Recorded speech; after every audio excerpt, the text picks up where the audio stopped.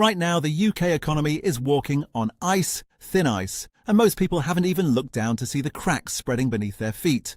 And if you care about what happens next to house prices, rents, and your local high street, subscribe to UK Housing Watch right now because we break this down daily, and what I'm about to show you changes how you see the property market entirely. Growth has flatlined. Unemployment is creeping up.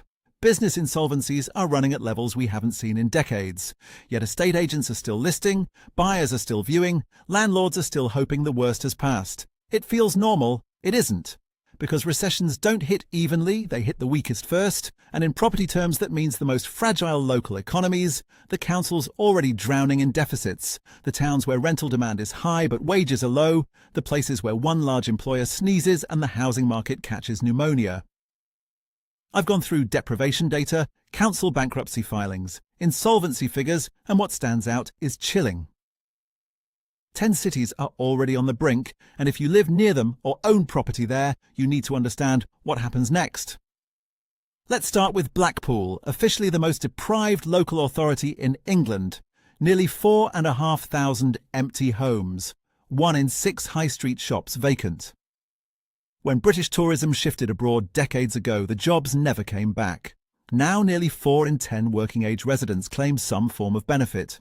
In housing terms, that means low transaction volumes, fragile prices, and landlords heavily reliant on housing benefit payments to cover buy-to-let mortgages. Wait, here's the part nobody's talking about. When councils slash spending to survive, they cut planning departments and regeneration teams first, which means stalled developments, delayed refurbishments, and investors quietly walking away. Middlesbrough tells a similar story. Half its neighbourhoods rank among the poorest in England. The council needed special permission just to borrow money for day-to-day bills. 7 in every £10 spent goes on social care. That leaves roads unrepaired, town centres declining, confidence evaporating, and property markets run on confidence. Bradford might surprise you. Vibrant, diverse, full of culture. Yet nearly 1 in 5 shops sits empty and child poverty is soaring. The council faces a structural deficit so large it has already pushed council tax up sharply just to tread water. Higher council tax in a low-wage city squeezes homeowners and renters alike. First-time buyers already struggling with mortgage affordability tests now face higher monthly outgoings before they even factor in energy bills or EPC upgrades. Sunderland's fate may hinge on one name, Nissan. The plant supports thousands of direct and indirect jobs. Global job cuts have already been announced. If that plant ever scaled back dramatically, the impact on local demand would be immediate. Repossessions would rise, rental arrears would climb, developers would pause new builds overnight. Wait, here's the part nobody is talking about. Lenders price risk by postcode. If employment uncertainty rises in one major town, mortgage approvals in that area quietly tighten long before headlines scream crisis. Hull's unemployment rate sits far above the national average. Many residents are economically inactive due to long-term illness. That reduces borrowing power across the entire city. House prices look cheap on Rightmove and Zoopla, but cheap does not mean resilient. In a downturn, low-value markets with thin equity buffers can fall fastest because there is simply less room to absorb shock. Burnley has just lost over 1,000 distribution jobs in one announcement. That's roughly 3% of local employment wiped out in a day. Median wages sit well below the UK average. Yes, houses average little more than £115,000, but if even a small percentage of homeowners there fall behind on mortgages, as fixed-rate deals reset at higher rates, forced sales can drag entire streets down. Wait, here's the part nobody mentions. In towns dominated by lower-value terraces, comparable sales happen quickly and at lower prices, which feeds directly into down valuations by surveyors, locking buyers out even when they want to proceed. Stoke-on-Trent is watching its historic ceramics industry shrink under energy costs and global competition. Factory closures don't just remove wages, they remove identity. Fuel poverty there is among the worst in England. That matters for housing because properties with poor EPC ratings become harder to rent, harder to sell, and more expensive to finance as lenders increasingly factor in energy efficiency. Hartlepool faces long-term decline. Without a major new employer on the horizon, terrace houses average around £85,000. Investors see yield. But yield is meaningless if tenants' incomes are unstable. Wait, here's the twist nobody is spelling out. In fragile rental markets, void periods stretch just as landlords face rising mortgage costs and tighter regulation, creating a squeeze from both sides. Grimsby is tied closely to heavy industry nearby, and when Parliament is recalled urgently over steel jobs, you know the stakes are high.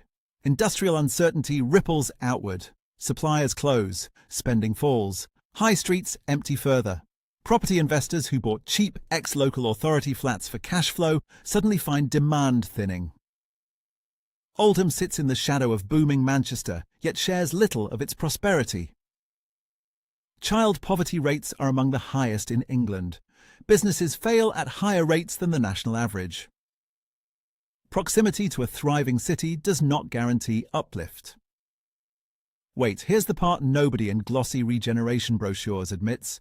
Transport links and skyline views don't automatically convert into wage growth, and without wage growth, house prices eventually stall. Across these 10 cities, the pattern is the same. Councils close to effective bankruptcy, services cut to the bone, planning delays mounting because departments lack staff. Developers hesitating on new builds because off-plan demand looks shaky. Rental demand remains high, yes, but increasingly from households under strain. First-time buyers face a brutal equation. Higher mortgage rates than 3 years ago, stricter affordability checks, rising council tax, and stagnant wages. Landlords face rising regulation, EPC upgrade costs, and the threat of rent caps if politics shifts.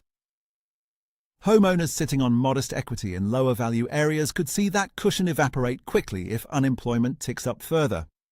Pensioners relying on property wealth as their safety net may discover liquidity is harder to access when local markets cool, and yet on the surface, viewings continue. For sale boards still go up, life looks normal. That's how downturns begin, quietly, unevenly.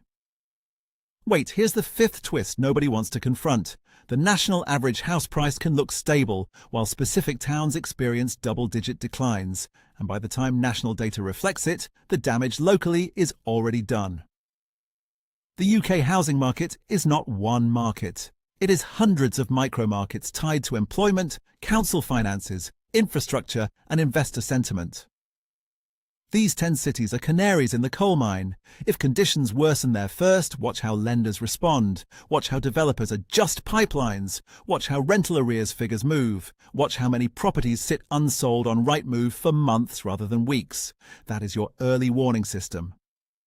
Because once repossessions start climbing in clusters and new build incentives grow aggressive, confidence shifts fast. The economy may be walking on thin ice, but property is the weight pressing down on it. The question is not whether pressure exists, it's where the crack appears first and how quickly it spreads. So tell me in the comments, are you seeing signs of strain in your town already, or does everything still look calm on the surface? Stay close because in the next update we're tracking which postcodes are showing the first real pricing fractures and what it means for buyers and sellers right now.